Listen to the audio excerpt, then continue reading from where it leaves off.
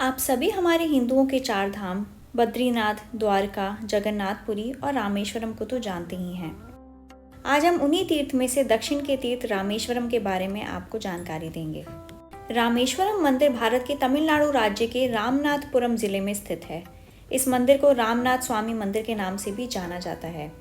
रामेश्वरम में स्थापित शिवलिंग की गिनती 12 ज्योतिर्लिंगों में होती है। जिस प्रकार भारत के उत्तरी भाग में काशी का महत्व है, उतना ही महत्व भारत के दक्षिण में रामेश्वरम का है।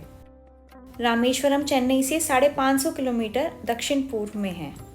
अगर ऊपर से देखा जाए तो यह हिंद महासागर और बंगाल की खाड़ी से चारों ओर से घिरा हुआ एक सुंदर शंख के आकार का द्वीप है।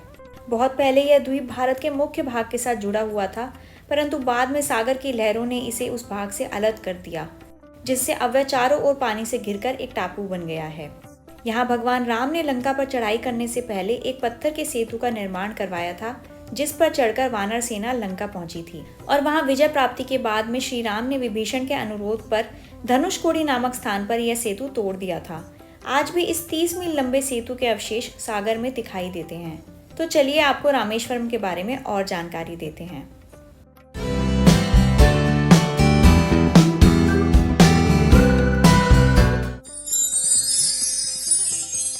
जब श्री राम रावण का वध कर लंका से वापस लौट रहे थे तो उन्होंने समुद्र के इस पार स्थित स्कंद पर्वत पर विश्राम किया। उनके साथ माता सीता और अन्य सभी गण भी थे। उनके आगमन का समाचार सुन के बड़े बड़े ऋषि मुनि उनके दर्शन के लिए वहां पहुंचे और सभी ने श्री राम से कहा कि उन्हें ब्रह्म हत्या का पाप लग चुका है। श्री राम ने ऋषियों से आग्रह किया कि आप लोग कृपया करके बताएं कि पाप से मुक्ति का उपाय क्या है। उन ऋषियों ने आपस में विचार विमर्श करने के बाद राम जी को बताया कि आपको एक शिवलिंग की स्थापना कर शास्त्रीय विधि से उसकी पूजा करनी पड़ेगी, तभी आप सभी प्रकार के पापों से मुक्त होंगे। उपाय सुनने के बाद राम जी ने हनुमान जी को आदेश दिया कि आप कैलाश से शिवलिंग लेकर आइए। हनुमान शीघ्र ही कैलाश पर्वत पहुंच गए, किंतु उन्हें वहां शिव जी के दर्शन नहीं हुए। हनुमान जी ने दर्शन पाने हेतु शिव का ध्यान पूर्वक तप किया। उनकी आराधना से प्रसन्न होकर शिवजी ने उन्हें दर्शन दिए। उसके बाद शंकर जी से लिंग प्राप्त करने के बाद वह पुनः स्कंद पर्वत वापस पहुंच गए। इस प्रक्रिया में हनुमान जी को काफी देर लग चुकी थी और समय के बीत जाने की आशंका से ऋषियों ने मुहूर्त के अनुसार राम जी से शिवलिंग स्थापित करने की प्रार्थना की। माता सीता ने विचार करते हुए विधि पूर्वक बालू का ही एक लिंग बनाकर उसकी स्थापना कर दी। हनुमान जी ने जब देखा कि लिंग की स्थापना हो चुकी है तो उन्हें बहुत कष्ट हुआ और वे श्री राम के चरणों में गिर पड़े। भगवान श्री राम ने स्नेह पूर्वक हनुमान जी को उनके आने से पहले ही लिंग स्थापित हो जाने का कारण समझाया। कारण बताने पर भी जब हनुमान जी को संतुष्टि नहीं हुई तो श्री राम जी ने कहा, तुम इस स्थापित लिंग को उखाड़ दो और यहाँ तुम्हारे द्वारा लाए गए लिंग को स्थापित कर दो। राम जी की बात सुनकर हनुमान जी उस स्थापित लिंग को उखाड़ने के लिए झपट पड़े। हनुमान जी उसे उखाड़ने के लिए बड़ा जोर लगाते रहे और अंत में स्वयं झटका खाकर पीछे गिर गए। काफी समय तक मूर्छित पड़े रहे और बहुत देर बाद उनकी मूर्छा दूर हुई। जब हनुमान जी की दृष्टि श्री राम जी के अंग पर पड़ी तो उन्हें साक्षात प्रभु के रूप में दर्शन प्राप्त हुए।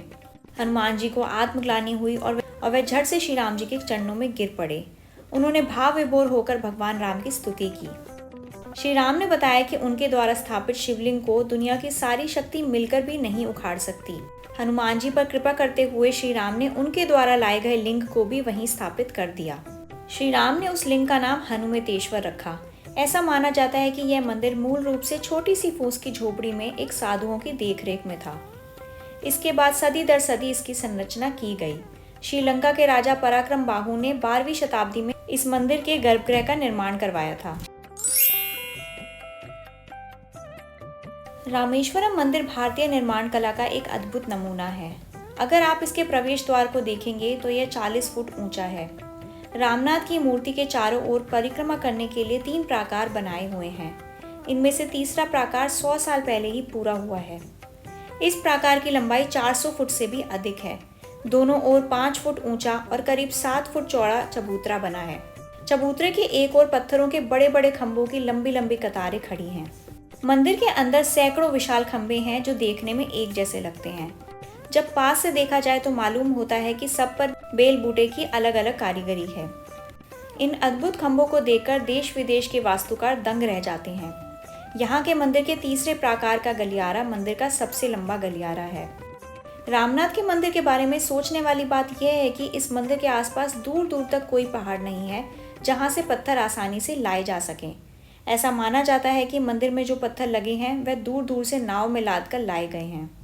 रामनाथपुरम के राजभवन में एक पुराना काला पत्थर रखा हुआ है जिसके बारे में कहा जाता है कि यह पत्थर राम जी ने केवट राजा को राज तिलक के समय उसके चिन्ह के रूप में दिया था। रामेश्वरम की यात्रा करने वाले लोग इस काले पत्थर को देखने के लिए रामनाथपुरम जाते हैं। रामेश्वरम और उसके आसपास 64 तीर्थम हैं। स्कंद पुराण के अनुसार उनमें से 24 महत्वपूर्ण हैं।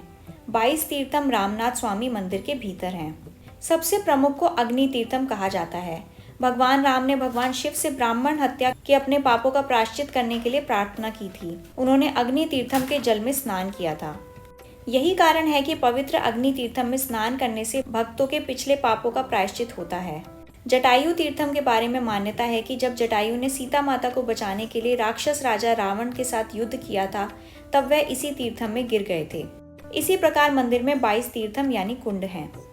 मंदिर में भक्तों को दर्शन कराने से इन्हीं 22 तीर्थों के जल से स्नान कराया जाता है। पहले सभी इस मंदिर के किनारे के समुद्र यानी अग्नि तीर्थम में स्नान करते हैं, फिर मंदिर में प्रवेश करते हैं। वहां पर 22 तीर्थों के जल से स्नान कराने के लिए एक रसीद काटी जाती है। अंदर जाते ही तीर्थों के कुंड में स्नान कराना शुरू हो जाता है। वहां कुछ लोग बाल्टी से पानी खींचकर लगातार लोगों पर डाल रहे होते हैं। इसी तरह सभी तीर्थों के कुंड से स्नान करने के बाद कपड़े बदले जाते हैं। फिर उस शिवलिंग के दर्शन होते हैं जिसे श्री राम ने अपने हाथों से बनाया था। हर साल लाखों की संख्या में लोग इस मंदिर के दर्शन के लिए आते हैं। कहते हैं जो मनुष्य परम पवित्र गंगा जल से रामेश्वरम में शिवलिंग का अभिषेक करता है वह मोक्ष को प्राप्त कर लेता है। वैसे तो रामेश्वरम तमिलनाडु का एक छोटा सा शहर है, लेकिन एक महत्वपूर्ण तीर्थस्थल के रूप में इसकी लोकप्रियता के चलते देश भर के अधिकांश स्थानों से लोग यहाँ आते हैं। रामेश्वरम तक रेल और सड़क मार्ग से सीधी पहुँच है। यहाँ पहुँचने का सबसे आसान तरीका ट्रेन यात्रा है। अगर ट्रेन से यात्रा करने की सोच रहे हैं तो रामेश्वरम ट्रेन रूट चेन्नई से रामेश्वरम को जोड़ने वाला है। चेन्नई से दैनिक और साप्ताहिक कई ट्रेनें चलती हैं। अगर हवाई यात्रा करना चाहते हैं तो आपको मदुरई हवाई अड्डे आना पड़ेगा, क्योंकि रामेश्वरम में कोई हवाई अड्डा नहीं है। मदुरई रामेश्वरम के शहर के केंद्र से मात्र 170 किलोमीटर दूर है। सड़क परिवहन निगम की बसें भी रामेश्वरम में चलती हैं। 3 किलोमीटर लंबा अन्नई इंदिरा गांधी रोड ब्रिज रामेश्वरम में पम्बन को मुख्य भूमि से जोड़ता है। समुद्र के ऊपर लंबी सड़क पर गाड़ी चलाने का एक अलग ही अनुभव है। अगर आपने रामेश्वरम धाम के दर्शन किए हैं तो हमें अपना अनुभव कमेंट सेक्शन में ज़रूर बताएं। अगर आपको वीडियो अच्छी लगी तो लाइक, कमेंट, शेयर और सब्सक्राइब करना ना भूलें। जय श्री राम।